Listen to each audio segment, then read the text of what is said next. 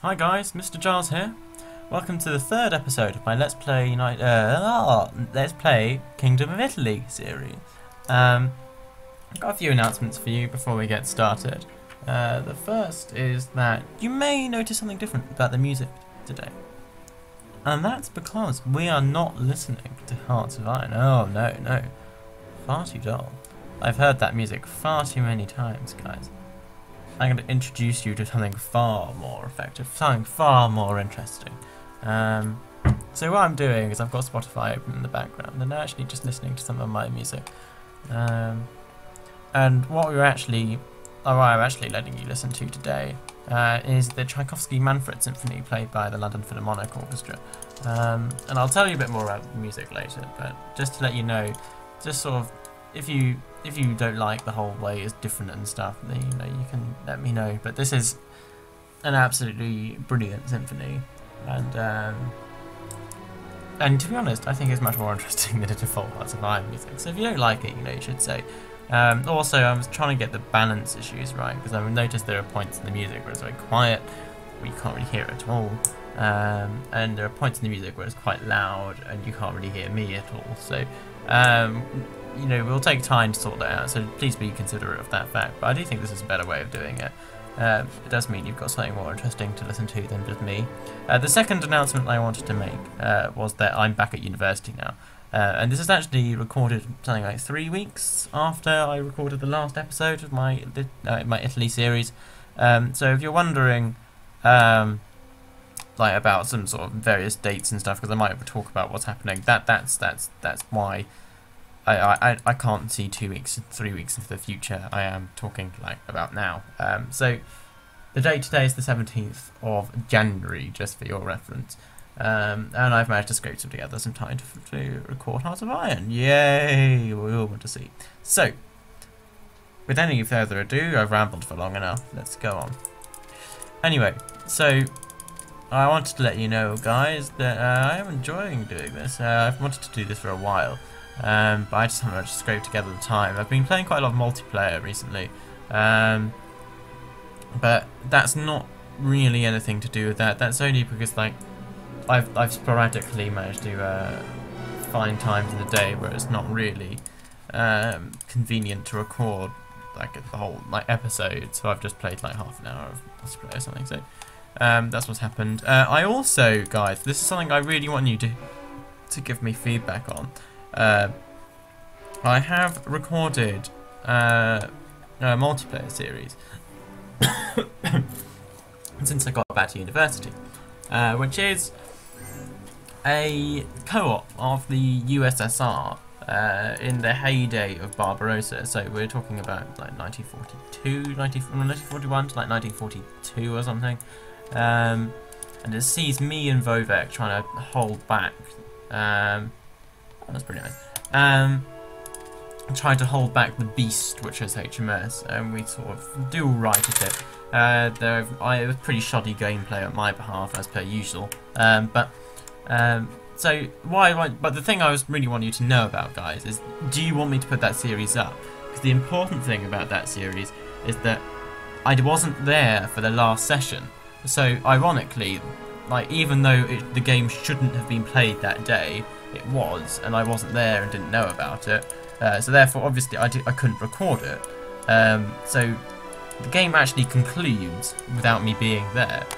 Moscow falls, sorry to give it away, without me being there. So, what you'll really see is a good, decent fight, but you won't really have any build-up or conclusion, because I jump in at 1940 something, and then jump out just before the end. So I want you guys to let me know whether you want me to put that series up, because I don't mind. If you don't want me to, then I understand. If you do, I don't really see why. I don't lose anything by putting it up. That's the way I look at it. It's you don't have to watch it, guys, if you don't want to. And there is some good gameplay in it. There's some fun interaction with other players and stuff, and you hear me moan quite a lot about the allies and stuff. So if that's what you want, then please say so. But if you don't want that, then also say so, because I'm currently undecided. Right now I'm going to crack on with this series. It's all going quite interestingly. other things I wanted to say. Firstly, do you like my music? I suspect you probably won't. I mean, I listen to fairly elitist music. I listen to a lot of classical music. Quite a lot of it is quite obscure, structuralist stuff. So, you know, naturally, you know, it's not for everyone's tastes. I certainly seem to have a massive aversion to popular music. Love this bit, by the way. So, you know, what do you want me to do about this music? I mean, I definitely want you to let me know about the balance, etc. But I've definitely got a few symphonies in mind, which I can play to you. A few symphonies in mind. This is, as I said, this is Tchaikovsky's Manfred Symphony. I'll tell you a bit about that later. It's quite interesting. Oh, but I'm sorry, guys. I'm really sorry. But I know in the past I've always let my opinions on diplexheated not go unnoticed, shall we say. And the other day, I finally gave in. I'll give you the backstory first. The backstory was... God, I'm treating this like law. I'm giving you the backstory to everything to explain a point, which is quite funny. Oh, this music's so good. But yes, the backstory was I was helping someone out on the Steam discussion forums. They were asking about how they should play the game and stuff, and they said that they've watched a few video let's plays and stuff, and they thought they'd learn how to play the game like that. And I asked them who they watched, and inevitably, I knew it wasn't going to be me for certain, but inevitably it was diplexheated. At which point I thought, this guy does quite obviously not know that diplexheated is probably the worst Hearts of Iron player ever conceived. Without trying to sound too rude, that is the truth. And this guy went on and on and on about how this guy was so successful and how amazing he was, and how I should watch his videos. And I thought, in my fairness, I did give Diplex a chance. I was like, well, I've only watched a few videos of Diplex. I mean, maybe he's got better. Maybe he's changed. Lots of players get better. I've got better since I started playing and stuff. Let's give him a chance. That's what I thought. And so, what did I do? Well, I went over to his channel. I looked at his Japan Let's Play. I watched a few videos of that. I mean, not too many. I did this late at night mainly. I think I watched episodes 14 to... Well, it doesn't really matter. The result was... Oh my god. I don't know how he did it. It was just... I've never seen a worse played game of Hearts of Iron ever, I think. I mean, he is playing the Black Ice mod, so we've got to give him some credit for the fact that it is more difficult. But is it as difficult as Diplex makes out? No, it's definitely not. I mean, Black Ice is hard, don't get me wrong. I mean, don't, if you're struggling at Black Ice, you're doing what everyone else is doing. That's the way to look at it. He's playing on normal difficulty. It was 1941 or something. He was at war with China. Just at war with China. Nationalist China. No other nation. And he was struggling. He just couldn't do it. He spent most of the game sitting like this. Speed 5. Watching the map go back and forth as his AI battled the enemy AI. But it was just so boring.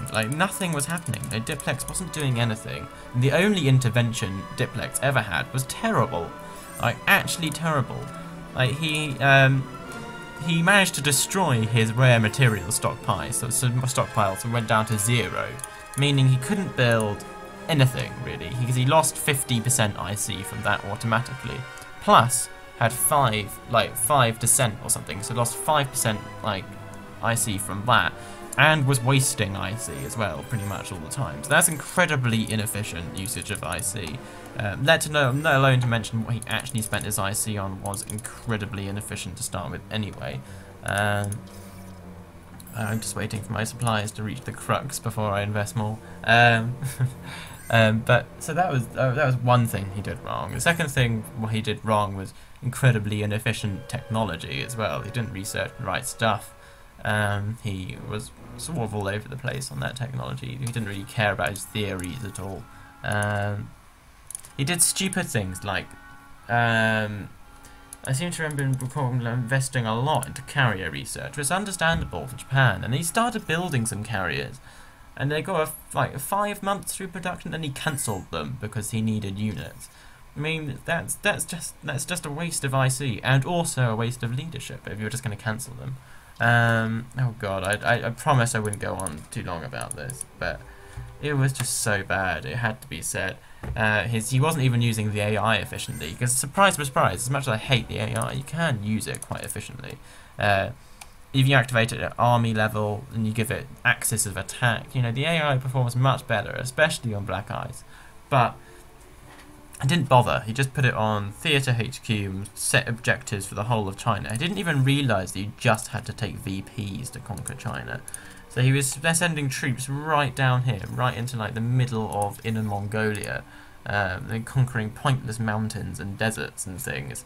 Before it took him months and months and months and months, and it just really was not pretty, guys.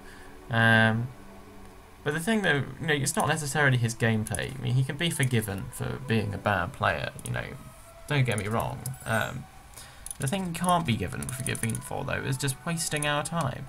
And if you just sit here like this at speed 5 doing nothing, and then the only thing you occasionally do,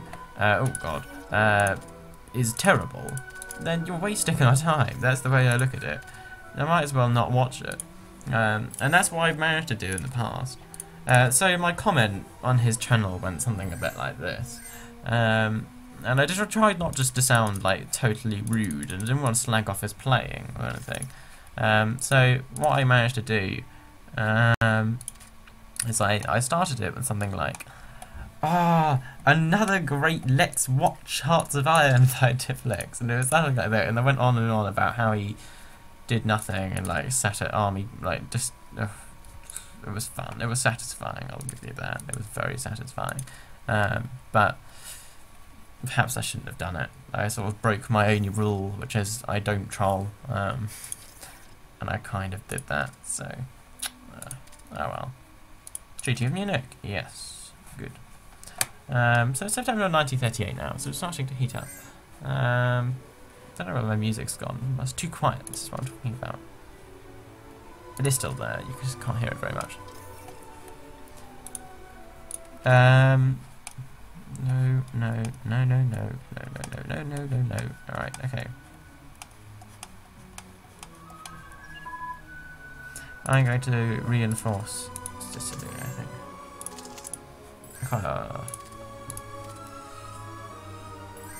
No, never mind, I'll do it like this. The most recent core, the 8th core. So it's the IX. Oh my god, I haven't played this in such a long time, I've forgotten what I was even calling my cores. So it's the IX. Of course, dear Martin, right?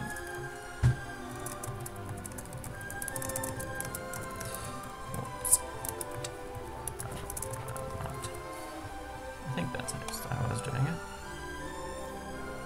Anyway, the moral of the story is just don't watch Diplexheated. His commentary is disinteresting as well. If that's even more of an insult to him, to be honest. I mean, if you're going to do a let's play, my policy has always been then you've got to make it interesting. And like, you can be forgiven for doing some stuff wrong. I mean, I think of all the stuff I've done wrong in Hearts of Iron. God, you guys stick around. You go through a lot, to be honest with me. But no, he's just unforgivable, I think. He's just got the idea of the let's play wrong. Because I think the let's play actually insinuates playing, and you just sit there and AI, then you're not. So I've really moaned about Diplex for long enough. So I'm going to interest you all, because I know you're thoroughly interested, all of you, about the Tchaikovsky Manfred Symphony. And this is actually known as the Marmite Symphony, to be honest. And not because it has any relation to Marmite, just because it's very much a musician's symphony. I mean, not many people listen to this symphony for because they're interested in listening to symphonies. This is a symphony which you'll listen to because you've played it, or because you're really passionate about music or something. And it's Marmite because you either hate it or you love it, essentially. I mean, I think I don't fit that mould because I actually quite like it. It's not my favourite. I don't think it's a massive masterpiece, to be honest, but I do think it's very good. I really messed up this, didn't I?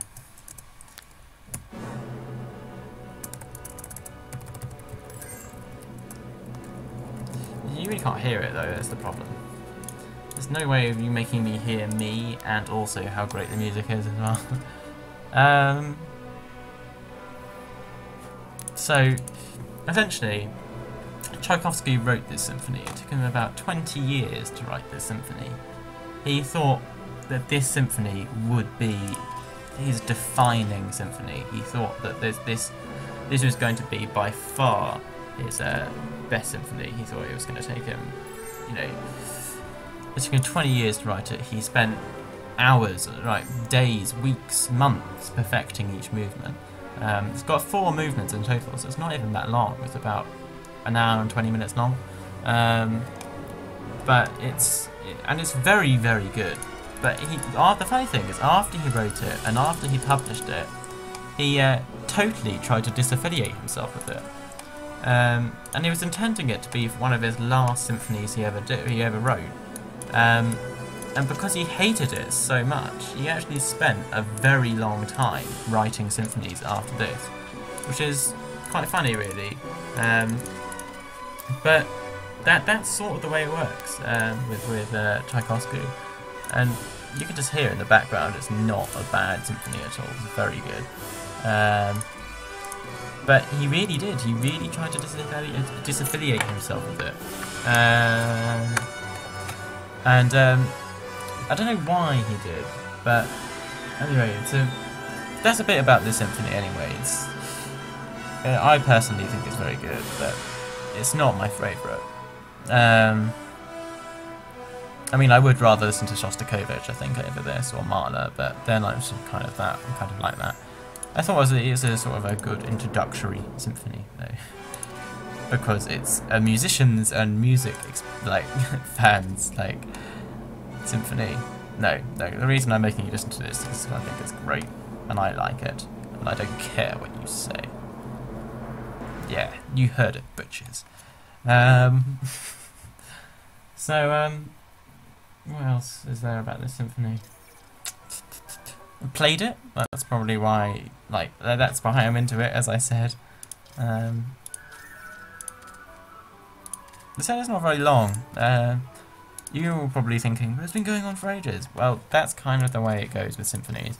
A symphony is short if it lasts about an hour. It's sort of moderately long if it lasts about, well, I don't know, what, 2 hours? Not 2 hours, or an hour and a half. That's kind of how long stuff takes in symphonies. There are some absolutely epic symphonies out there. There's some 8-movement symphonies written by Rachmaninoff and stuff, which is quite crazy. But yeah, I've definitely got a lot of things that I'd like you to listen to. I'd like you to introduce you to the world of classical music almost.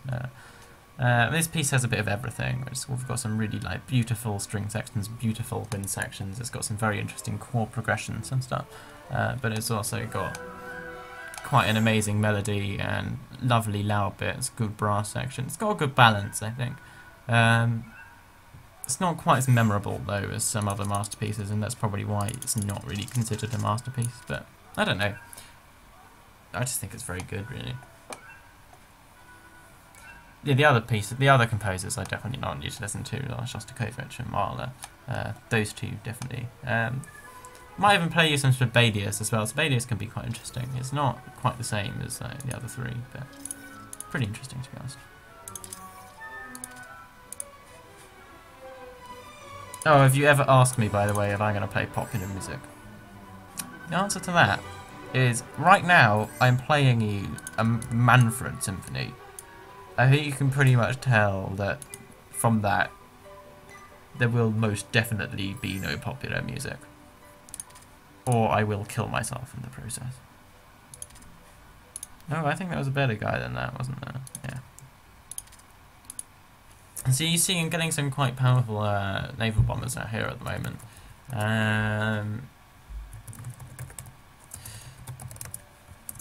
I've sort of been playing without trying to explain. Well, not much is happening at the moment, anyway.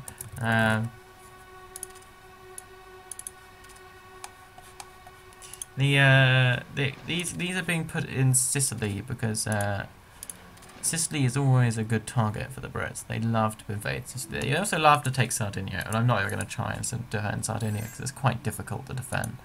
And I've never really seen why you'd want to be honest. It's not great. Yeah, you lose some resources, but not very much. But yeah, so that's a bit about everything, to be honest. I noticed I finished landing craft. I'm going to try and get some landing craft now. 5 landing craft is usually quite a good number to build. Annoyingly, they are quite expensive. I was hoping that when they introduced landing craft into the game, they would be quite a lot cheaper. But they're actually quite expensive, which is something I'm surprised about. Quite surprised about. I need to put something in Rome, because otherwise they could just land in Rome and steal everything. My force on this border is not very strong. In fact, my force is not very strong overall. I haven't got a very large army. If I'd been properly production rushing and properly tech rushing, I would have a lot more by now. But I've been going for a more balanced build. I've noticed I'm recruiting officers as early as 1938, which is not usually what I do. I usually wait until a bit longer before I start to recruit officers. And I also switched back to 3-year draft. Oh no, I didn't. I need to switch back to 3-year draft. That's stupid. I'm switching back to 3-year draft because it gives you a 25% recruitment bonus to officers. Which is, since I'm building officers right now, I'm not building officers, you don't build officers, and since I'm recruiting officers now, it seems pretty, yeah, it seems pretty sensible to, oh, Zog accepted. I really want Zog to deny one day. Just appreciate this. Anyway, I'll redo this, it's fine. Italy delivered Tirana an ultimatum on March 5th, 1939, demanding that it accede to Italy's occupation of Albania. Zog refused to accept money in exchange for, what the hell is that? Countenancing a full Italian takeover and colonising of Albania. And on April 7th, 1939, Mussolini's troops invaded Albania. Despite some stubborn resistance, especially at Durrës, the Italians made short shrift of the Albanians. Allowing to become an Italian puppet, King Zog, his wife, Queen Geraldine Apponyi, and their infant son Skender fled to Greece and eventually to London. On April 12th, the Albanian Parliament voted to unite the country of Italy. Victor Emmanuel III took the Albanian crown, and the Italians set up a fascist government under Shafiq Verasi, and soon absorbed Albania's military and diplomatic service in recent years. Well, that's quite interesting. I've never read that one before, I have to say. So now we're substantially more powerful. We've got Italy, we've got Albania on our... we've got Albania, we've got everything. We don't need anything else. So... Oh no! I've been accepted into the Allies. I kind of want to give up some of these trades, but I've noticed my rare materials stockpile is going up in like nothing a minute. So yeah, I really should have switched up to 3-year draft earlier, since I'm trying to recruit officers right now. Yes, I know I've got some recruitment I need to... Not some recruitment, some reinforcing I need to do, but I can wait until later for that. Right, so I've got quite a strong force in Sicily right now. Hopefully I'll have a 1 or 2 few more units up before I invade Yugoslavia. Thing is, Yugoslavia is not a massive threat to me. I mean, like, yeah, they kind of could be, but no, just they're not. Full stop. Yeah, I'll take that, why not? I get the Pact of Steel. And that's the only annoying thing about using neutrality is you have to focus more on the counter-espionage. But that shouldn't be too much of a problem with 10 domestic spies. Right.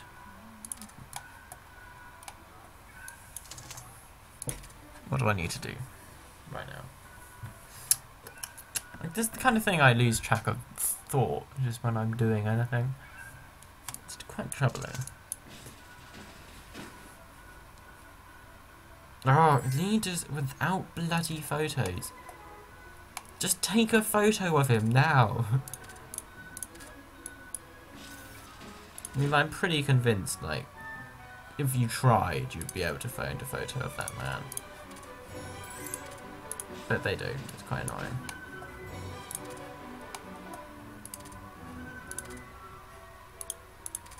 Yes, I know I have units I need to deploy.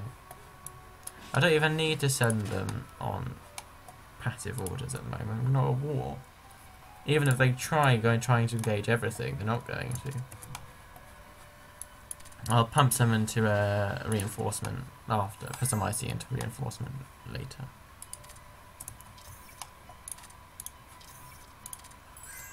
Bum, bum, bum, bum, bum, bum, bum. Right, so we got light tank armor, we don't need that anymore. I'm trying to put a little bit into tanks because I know we've got a few already, but I don't want to invest too much. Because, well, obvious reasons. No, they're not obvious. Partly I need the leadership elsewhere, and partly I could just buy tanks from Germany. Anyway, so I'm back at uni now. Quite enjoying being back at uni, actually. In some respect. Not in all respects, has to be said. I haven't got very good commanders. Ah, that's not bad at all. Well, stolen.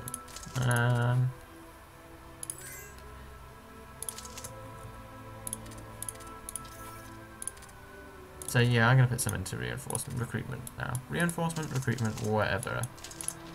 It's some kind of R word. Oh look, someone about our leader. But I couldn't tell because he hasn't got a photo. Yeah, when someone commented on one of my posts saying like they also find it really annoying how Paradox doesn't have photos of some people. And the worst case of that is, as they pointed out, Lord Mountbatten.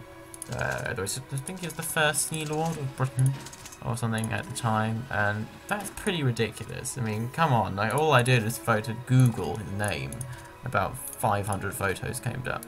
No, they're not going to be as naive to say that that's devoid of copyright issues, but who cares? I mean, like, we need photos, and we just have to have them. Right, so this is going to be an interesting war against Yugo, because, well, Greek intervention is always annoying. The Greeks have an annoying habit of interfering in, well, yeah, they have an annoying habit of doing anything, actually. They have an annoying habit of interfering with the invasion of Yugoslavia, which kind of screws stuff up a bit. It goes without saying, really, that kind of screws stuff up a bit.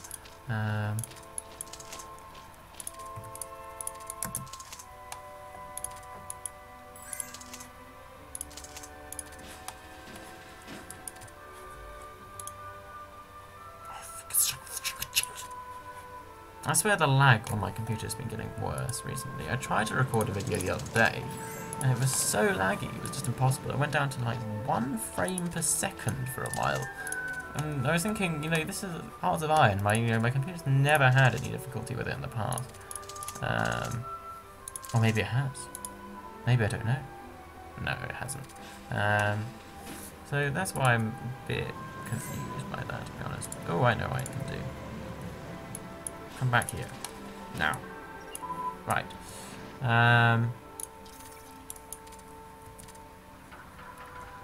Is it my intention to invade from here? I did right. Oh no, that's the annoying thing, isn't it? That's the annoying pocket they always actually defend. The thing is, because the AI deploys so many troops against this against Zara, 4 divisions. What I find is actually much easier to do. Is land here and attack Split, and then take that port, and then it's 10 times more easy. Or taking Dubrovnik either is pretty easy as well. July 1939, we're getting quite close now. They're going to slow down for a bit. I need to make sure I'm actually at war readiness. Right, so we have 1 Marine Corps here. Submarines.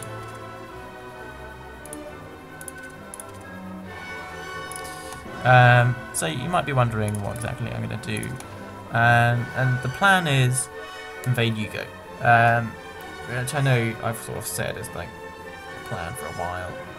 But as soon as Germany invades Poland, I'm going to invade Yugo. The thing is, I'm kind of hoping I'm not going to be drawn into the conflict, because I don't want to be. What I could do right now is declare a limited war on Yugo, but I don't know whether that would auto-join the Allies. To be honest, that might be a better option. Let's do that, shall we? The only thing is I have to mobilise, which means it would be August anyway. Oh, come on. That's it. Oh, a descent. It's alright, it's fine. Gives no penalties. The thing is, it's actually worth not investing anything into consumer goods to get your descent down unless, like, yeah, it actually gives you some penalties. Because otherwise, you know, it's much more efficient just to worry about it at the time.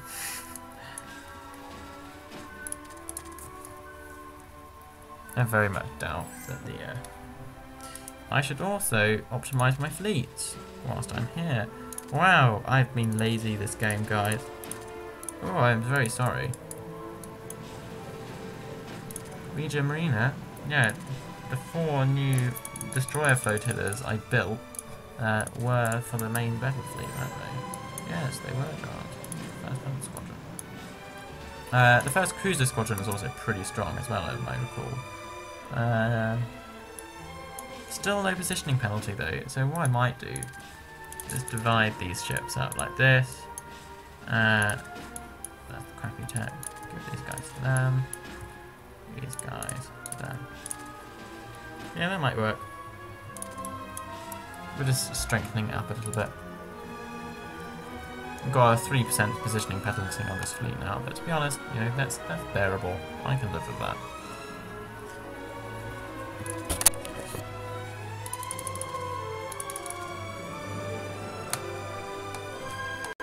Right.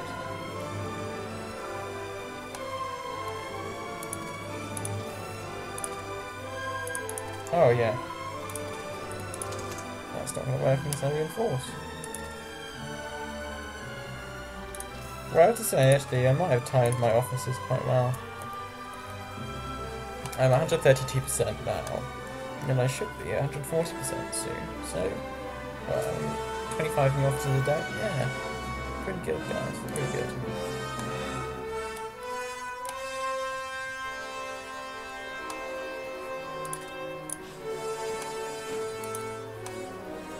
I should have enough units back in Italy to deal with anything that the UK might throw at me all of a sudden.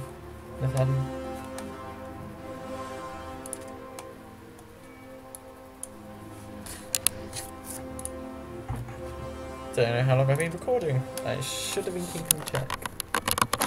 But that's far too unlike Giles. I mean, I don't keep check of stuff.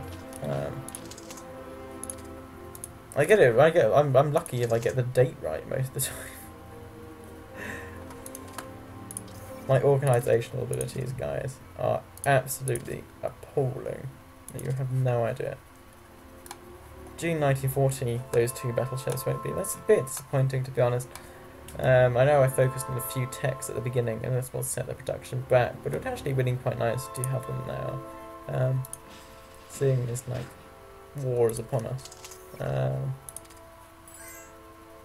not quite ready yet.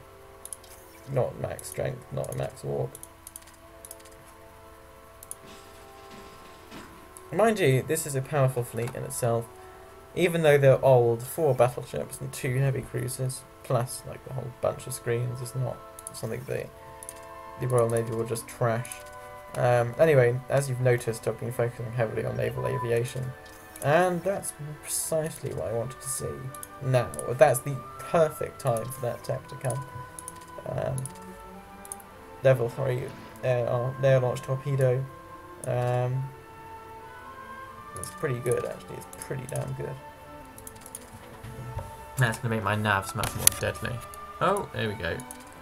See, these things are really kicking off right now. So I'm at full orc now, and now I'm at full strength, essentially. So let's go for it, guys. In fact, what I might have just done is click on... I didn't... Yeah, okay, it's fine. Unlimited war. We take our cores. We got cores in Italy? In Yugo? Wow, I'm definitely not doing that. In fact, I know exactly what I'm going to do. Okay, so that's fine. Just a piece. No. I know the AI has a really weird tendency to trigger that decision.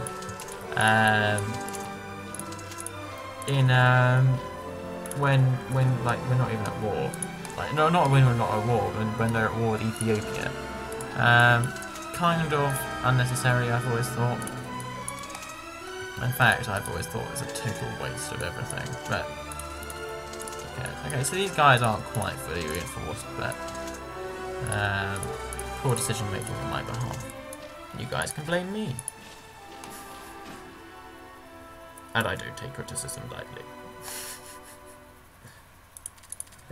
Okay, what the hell am I doing? Sorry about that, guys.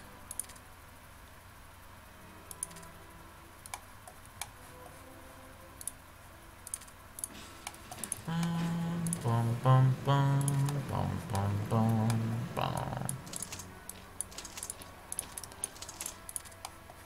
Ah, that's annoying.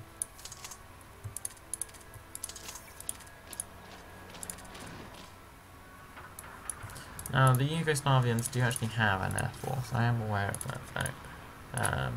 Yay! No consumer goods demand. And, do you know what that means? Mixed industry. Finally switch back to that bloody thing. That's it. That's all I can do. I can do that now because my consumer goods demand isn't very high.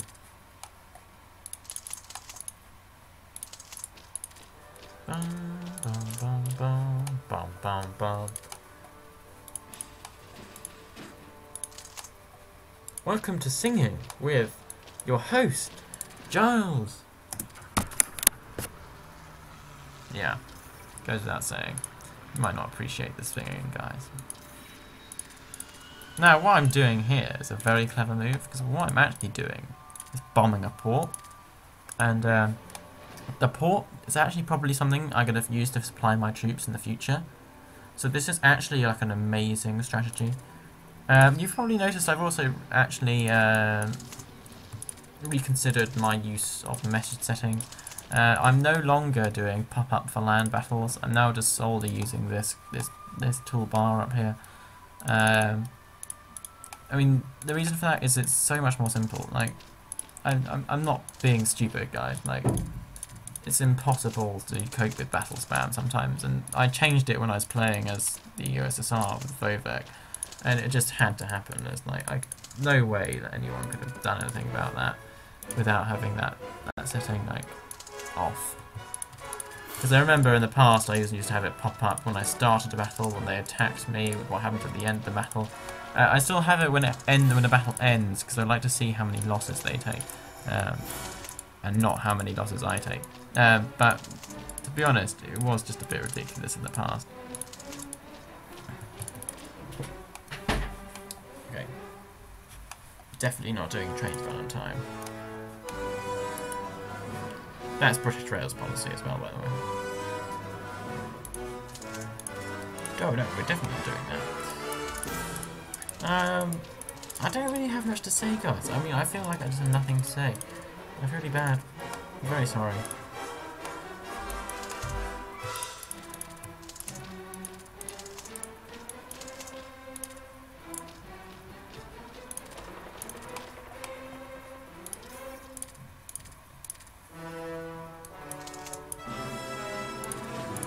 I've also learned it's not even worth trying to offload HQs off ships because it just takes so long. So I just wait until I take a port and then put them in to take them ashore. Now you're wondering probably why I'm doing this. It's probably more hassle than it's worth. But I'm just trying to give my troops a little bit of experience, essentially. And my commander as well. I mean, it won't be very much, but it'll be a little bit. Oh, 29% actually, kind of worth it. I thought it would be even less than that, but no, that's more than worth it.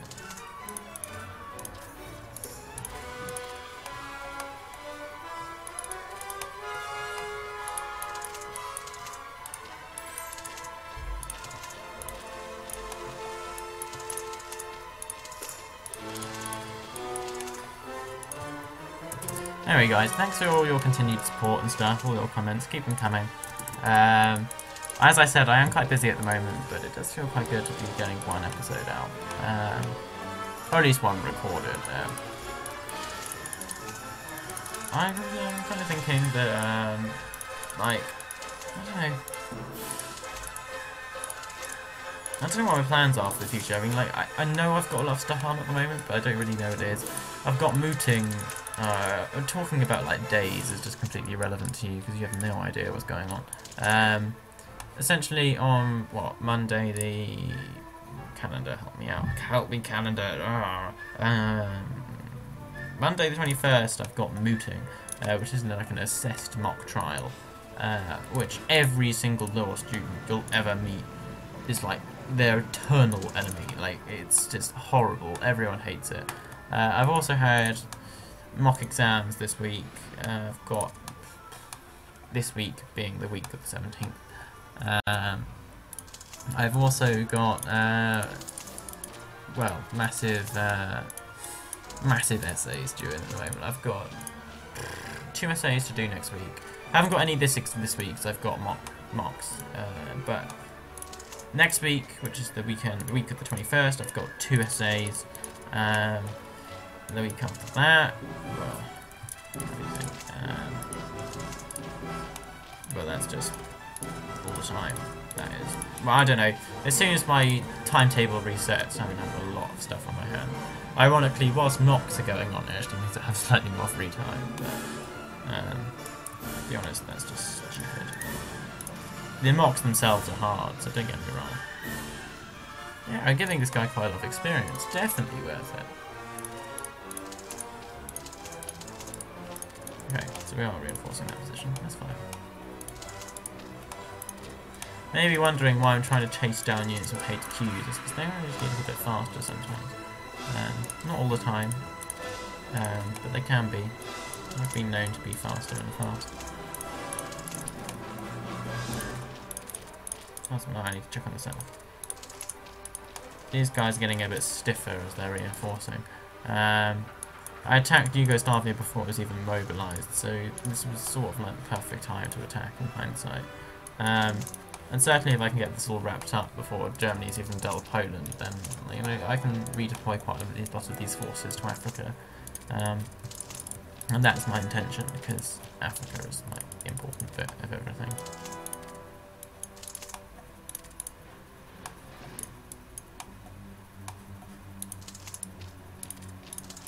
I mean, lots of people seem to hold the idea that playing Italy is a bit like playing a game of conquest. I suppose I'd like to try and maintain that you should at least try and, you know, just at least try and play a little bit like a team player as Italy, because your ultimate objective, yes, is to be as little liability to Germany as possible. Then that also constitutes not raising your threat massively, or raising Axis threat massively against the Allies by going on a massive conquering spree at the beginning. The way I look at it is, as soon as I've taken the Suez, and if I've taken Gibraltar, then essentially I've got free reign. I can do whatever the hell I want. After that, it's going to be an awful lot more difficult for the Allies to come back against me. And therefore, then I can go on my conquering spree, because don't want a US entry or anything crazily early. We don't want a US entry where I don't know, I just don't want a US entry, full stop.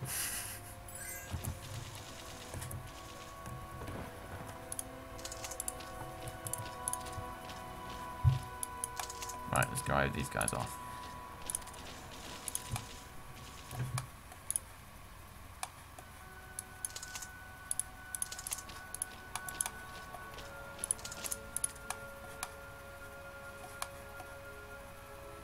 Notice I didn't even bother to deploy my corps of elites.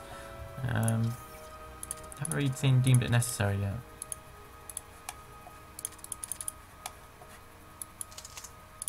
Be nice to get these divisions down. So, as I was saying, yeah, I think the plan will go something like Yugoslavia dies, Germany attacks Poland, I attack everywhere. No, that's not true.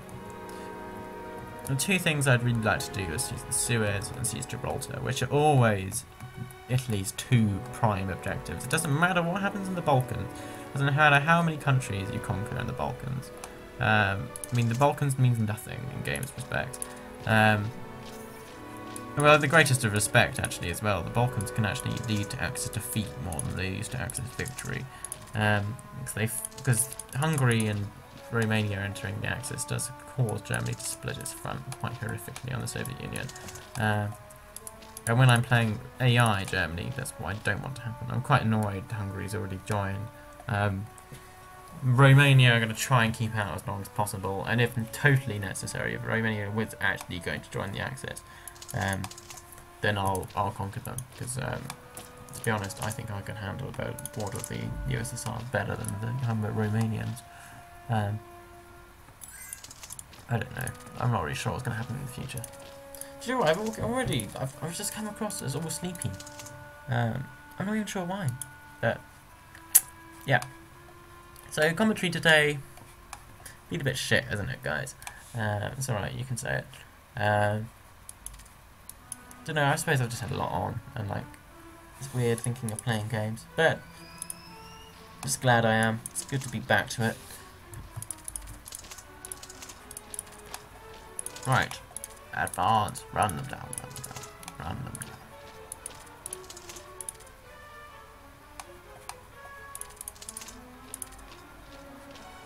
Have you noticed the way I order units? I always try to chase down units. Actually, I should probably support this link. This is fine.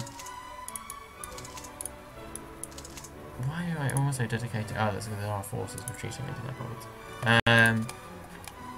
It's because if you reach a province before another unit, then it's effectively the same as encircling them.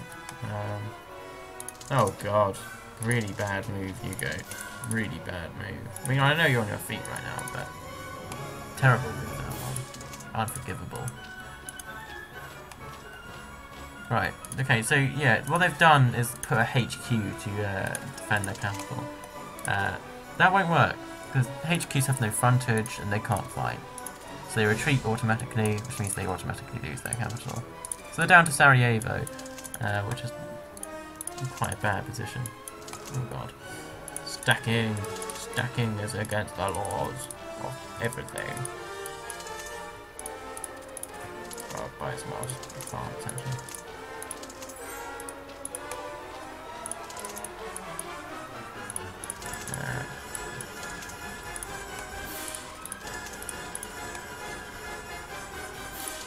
Whenever I play this piece, there's a very famous trumpet section in it.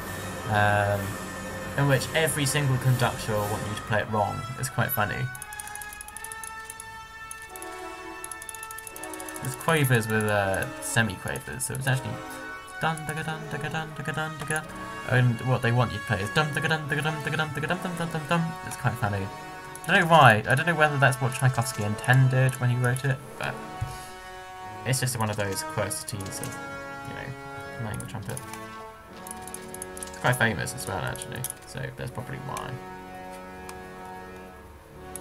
Anyway, so we're listening to the London Philharmonic Orchestra now, and the London Phil are absolutely astonishing. You have no idea how good they are. I mean, like, they're, if not the best orchestra in the world, I mean, I don't think they are anyway. there's the Berlin Phil is absolutely astonishing. The New York Phil is amazing too. The Vienna Phil is very, very good. There's all those Russian orchestras I don't even know about, which are all amazing.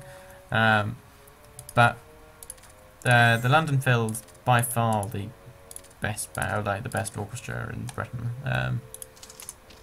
Yeah, very, very, very well respected on the world stage. They play a lot of film music, guys. I think of just list some films that you will have heard the London Philharmonic play. Star Wars, that's quite a famous one. Yeah, no use. Star Wars. I don't think they played Lord of the Rings. I do think they might have played Jurassic Park. I think they might have done Indiana Jones as well. Or at least, it's very least, the brass section of the London Phil does these pieces. I'm not sure the entire London Phil does them all the time, actually. Oh, they did a lot of Harry Potter. Harry Potter they did as well. Anyway, that's pretty impressive, that list, anyway. So, Yugoslavia, you losers. Surprise, surprise. Right.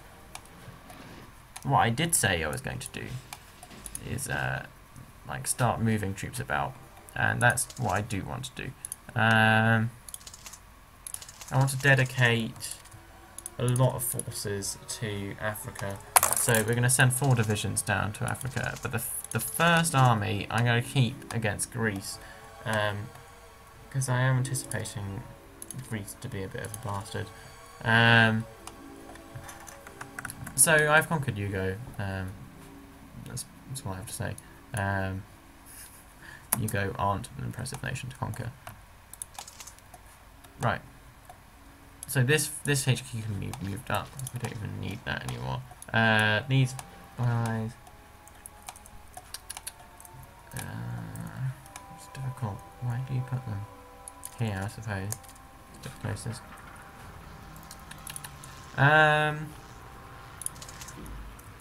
These should be attached to the Gruppo d'Amato North, South. These guys are going off elsewhere. The Corpo, no, you're not. Oh, don't be idiots. These guys aren't even going to be attached to that army anymore because I want them to do something special. Now, I'm sure you'd have guessed already what that is. Yeah, wow. Heavy. Heavy, heavy. No point building reserves. Heavy navy there. Heavy navy. Oh! Ow! That hurt. Okay, so I need to start another war to get this down.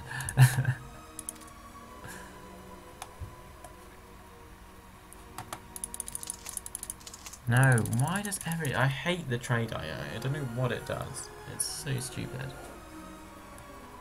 Very on the verge of having no suppliers as well. August 1939. I'm really wondering whether I can just rush Greece right now. Because that would kind of be a very good way of putting Greece out of the equation. Now. Which is sort of what now insinuates.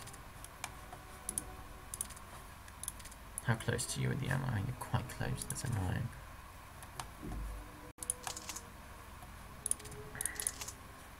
Well, come on, let's do it. We're going to have to fight the Brits at some point anyway.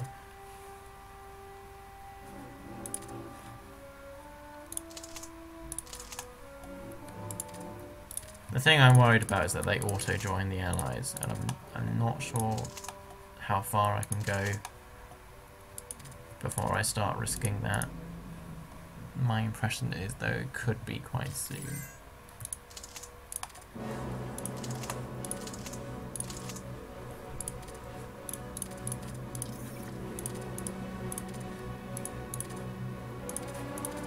I think we're on the 4th movement now, right?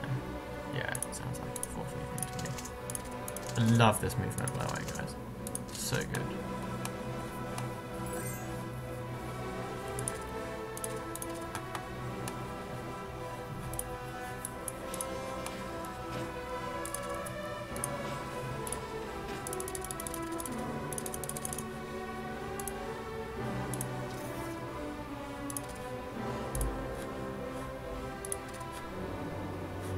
It's passive energy.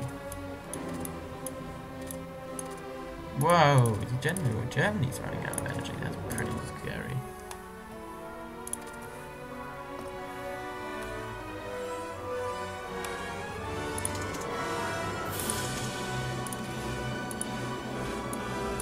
So the order of battle against Athens, or against the Greeks in general,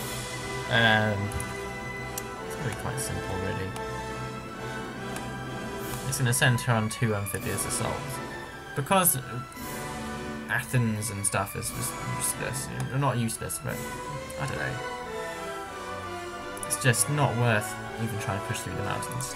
Like, the terrain in Greece isn't good. But since both their VPs are very vulnerable from the sea, I've never really seen why you wouldn't want to do it from the sea.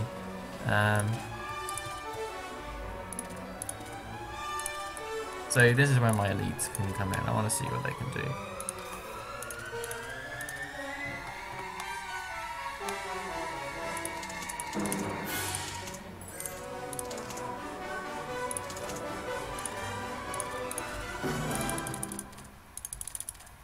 Right.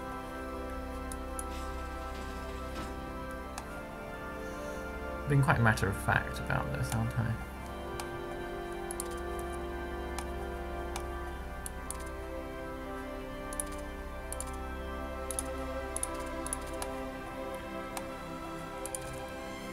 I'm quite pleased I learned that rebase trick. It's very, very simple. It works very effectively.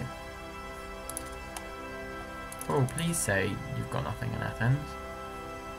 No, no, they do.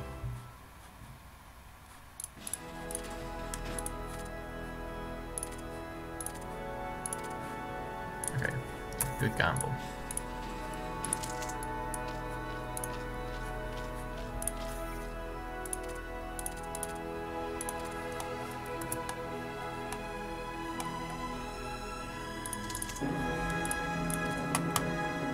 Oh, they had a higher recruitment law as well, actually, than the Yugos. So they have actually got some organisation, but this should generally overwhelm them. I was thinking that if they were on first year or a volunteer army, that they would be at like 11 organisation, and they'd just be able to land and they'd lose automatically. But sadly, that wasn't the case. Luckily, though, they're not really strong enough. Bang. Bang. Right, yeah, they're really dead. Oh, that's the other thing there. God. Shut up, Charles. Shut up. No one cares. I was about to tell you another thing that diplexheated has done. Doubt you all care. What I was going to say is that when I was talking about his commentary earlier, I have described his commentary as vaguely intelligible sometimes to people. When you listen to his commentary, you certainly realise he knows nothing about the game. But there was one particularly memorable part of his commentary where he just started making gun sounds and and stuff like that. And just really, I don't know why he did it, but anyway. So and then I just realised I started going bang as well. So maybe it's just something that's actually a really good trick that we should all do. Maybe we should all do that. All the loads Let's Players. No. No. Right, I'm also going to start not getting rid of it. Get rid of that one. That's fine. We're higher than that. I always hate it when the German AI wastes Splitscrew, because the Germans, generally, the German AI does not have a good record against the Soviet AI, and they could really do with Destiny, but if you trigger Blitzkrieg, then you lose Destiny, and Destiny is such a powerful decision, and it's like something like plus 20% soft attack, plus 20% hard attack, gives you something like 200 manpower as well, so it's a very strong tactic and a very strong decision. And when you see a player trigger Destiny in a multiplayer, you know you're up for it. They're going to come at you hard, and with 20% bonuses to both their armored attack and their soft attack. You know, there's not much you can do against them, to be honest. That's the whole point of it. It's pretty tough. So Athens will fall very soon. Romania is mobilising. I don't really know what to make of that. Their neutrality is too high to intervene in anything, but that is frustrating, at the least. Wow, their neutrality is 0. You've got to be kidding, right? Right. Okay, did not expect that. So Germany is invading Poland. I reckon the Poles are going to come out on top there.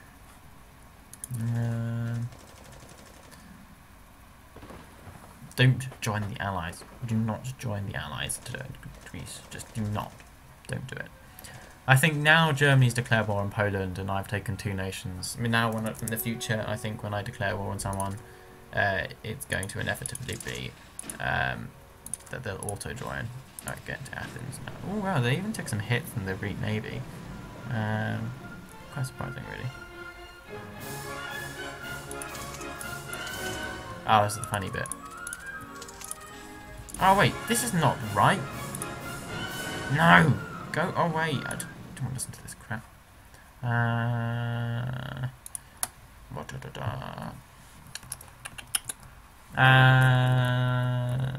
god, typing is really off.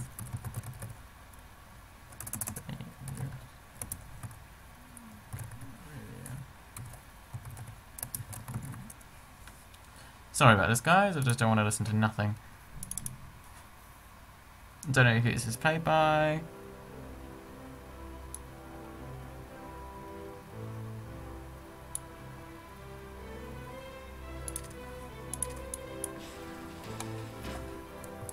Say I don't recognise this at the moment.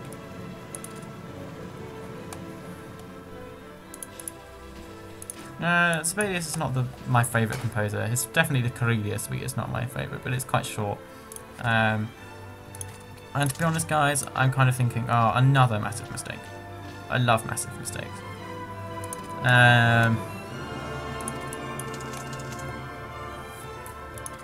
I don't recognise this. I've played the Karelia suite quite a lot. Why am I even bothering? That's just a waste of manpower. We all know I'm going to win when this is all on this attack. Oh, I read something hilarious on the Steam forums the other day. Someone was asking me how, started a thread saying, how do I increase organisation? And someone just said, put it to speed 5 and it will go up quicker. I had to hit my head on the desk a few times because, to be honest, guys, that's not organisation going up faster. That's time going faster. It was absolutely... I just could not believe this guy suggested, oh yeah, you should just put it up to speed 5 and everything will be fine. It was, no. No, it won't. It's just a lie. I'm sorry, but making time go faster doesn't make your organisation go up faster. It just makes time go faster. It's not going up any. It's not... The proper answer to that question would have been, you know, firstly it depends whether you're talking about maximum organisation or maximum regain, or organisation regain, because maximum organisation is affected by whether you have supplies, your officer ratio, and your, well, things like infantry warfare and stuff. Then they will affect your actual total organisation. Also, whether you appoint a new leader or something, that makes an organisation goes down. That halves it, in fact, if you appoint a new leader. And it needs to regain. Oh, look, there we go. This is a fun attack. But how do you increase organisation regain? It took me quite a while to figure this out. It's all about morale. The higher your morale is, the faster your troops will regain organisation. Some troops regain organisation faster. The Red Guards, oh my god, they recuperate. They recuperate like nothing, bitches. Well, I say that, yeah. They're because they have such a high morale. Their organisation regain is just astonishingly high. Oh, I recognise that. Yeah, you really have. If you this is the way, like, you want to listen to music in the future, you're going to have to put up with me singing, because it's just a given. It's just gonna happen, guys. It's just gonna happen. The Karelia Suite has a few catchy parts. It's just not very. It's quite a happy symphony. It's just as well. It's not particularly hard hitting, like deep.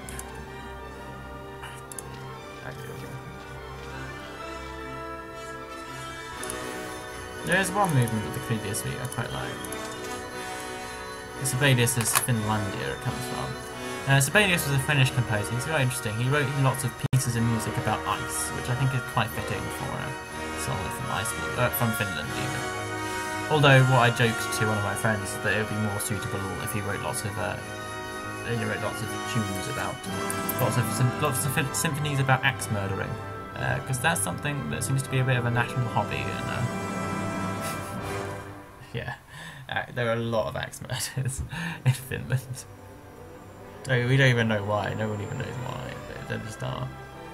Crete is quite a good island to get early. Actually, it's going to give me a good base to strike out. Yay! Got there first. We beat you, idiots.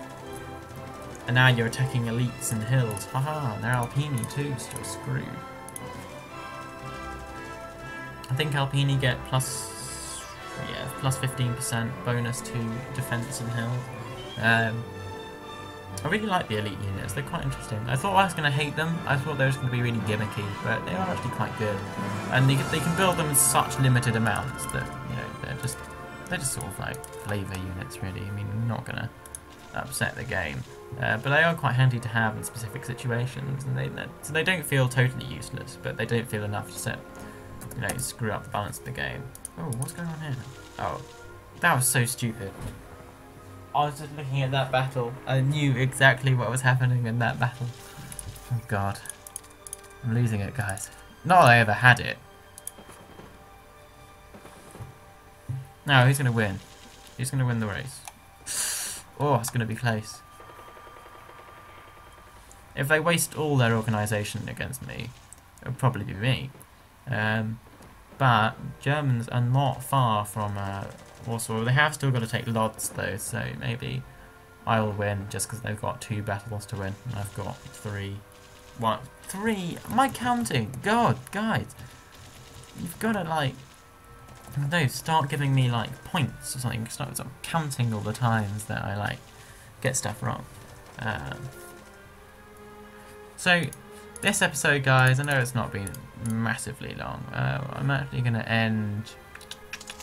Well, I suppose I'll end after I've reorganised after Greece. Yeah, the attack on Athens might work now, but to be honest, it doesn't really matter because I've won. Belgium is mobilising, so Germany's going to have a harder time there now. It is possible to catch Belgium sleeping. Not always, but it is sometimes. No, you can hear some happy music in the background. It's like happy Finnish people running around in the ice. I've slowed them down by sending this here. You might ask, why does that slow them down? Oh, it does, because it gives them a penalty. Minus 25% shore bombardment, suckers. No, I expect we'll hold out, and, well, our organisation is quite high. It hasn't even been impacted yet. It hasn't even been hurt. The one thing I don't like in the battle screen, that you see here, well, I'll show you here, actually, this is a better way of showing it. My organisation is below, below total organisation, but if I look at this screen, it hasn't even gone, it's still full. And that's a glitch. I've always thought that's a bit of a glitch, because it's a bit misleading. I mean, yeah, it's good to look at this and think, oh yeah, I'm fine, I'm absolutely fine. But then it's actually misleading, because, your organisation isn't fine. So, maybe, we'll see. So guys, I'm interested to hear, come on, what are your thoughts on what I should do? I'd like to know where my next step is. Because I know my secret strategy, or not so secret strategy, is an assault on Gibraltar. What I want my opening volley against the Allies to be as an assault on Gibraltar, and that could work out pretty terribly, guys. I'm not gonna lie, that could turn out terribly. Anticipation of that, I'm just going to deploy these guys to Calgary. Calgary? That's in Canada. Never say this place. Cagliari. I could get used to that. And then I want to hear your thoughts on life. No. I'm going to deploy most of my troops from the Balkans to the North Africa, because I need to take North Africa. I need to take the Suez. Once I've taken Gibraltar and the Suez, like, as far as I'm concerned, I'm pretty immune. It's going to take rather extensive effort from the Allies to uproot me from those positions, and then I can attack Bulgaria, which I know you all want me to do, and I will. I don't know about Turkey, guys. Turkey would give me a direct second front against the Soviets, so it would split some of their forces off against Germany. Their infrastructure is pretty bad, though, in Turkey, so I have difficulty supplying my men. I'd also extend my front against the Soviets as well. My original plan was an invasion of Crimea, and sort of do some crazy stuff in South Ukraine, which would, again, you know, put some pressure on the Soviets. Obviously, I would wait until Germany attacks. I want to put pressure on the Allies in the Middle East, at least. Haha, I'm so witty. What about India? I want to know what your thoughts about India are. I want to know what your thoughts about going on holiday somewhere else are. Yeah. France, the other thing I want you to ask. What should I do about France? What I've done in the past, actually, is this. Marseille and Toulon are quite big ports, and the Alpine line is very hard to break. There's mountains and level 5 ports. Level 5 port, level 5 forts, not ports. There's a big difference. So that can be pretty tough to break, actually. Oh, see, look, Germany beat me, the bastards. No, don't do that. So, you know, that's the alternative, really. Should I assault France? Where should I assault France? And then I'll draw up your battle plans, actually. And then I can decide which one of those I like the best, which one I'm going to do. You know, just for shits and gigs. It'll be fun. So, I'm going to end this episode here, guys. I know I started to get reorganised, but I can't be bothered. So, taking Greece, taking Yugo, pushed my base IC up quite a lot. I think I was at 80, well, I don't know, 70 something, but now I'm at 82, which is quite good. Let me know what I should do. Oh, Switzerland. Should I invade Switzerland? Remember it. Remember those things. Remember Turkey, Ukraine, France, Middle East, India, Sweden. Remember that. Alright, well, I'll see you guys in the next episode. Thanks for watching. I hope you enjoyed the music. Please give me feedback on that. I'll see you soon. Bye.